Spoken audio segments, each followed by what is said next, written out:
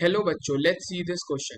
According to the postulates of the Werner for coordination compounds, option A, primary valency is ionizable, option B, secondary valency is ionizable, option C, primary and secondary valencies are non-ionizable, option D, only primary valency is non-ionizable. अब इस question को समझने के लिए पहले हमें कुछ की कॉन्सेप्ट्स को यहाँ पे समझना होगा।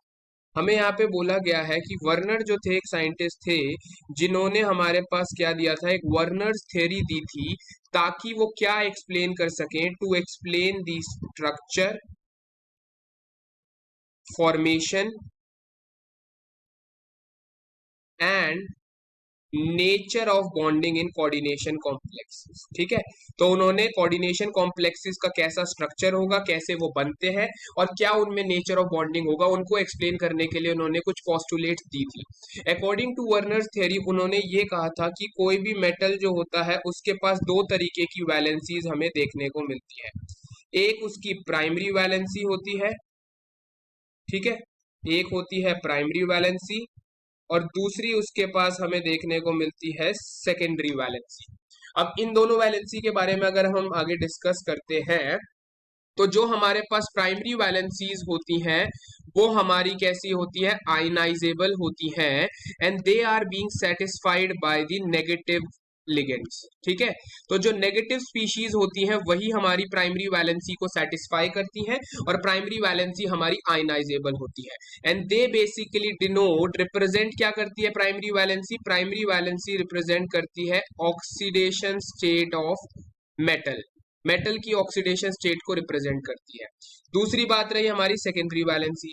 सेकेंडरी वैलेंसी जो होती है वो हमारी नॉन आयनाइजेबल होती है और इनको सेटिस्फाई करने का काम नेगेटिव स्पीशीज भी कर सकते हैं और न्यूट्रल स्पीशीज भी हमारी प्राइमरी वैलेंसी को सेटिस्फाई कर सकते हैं।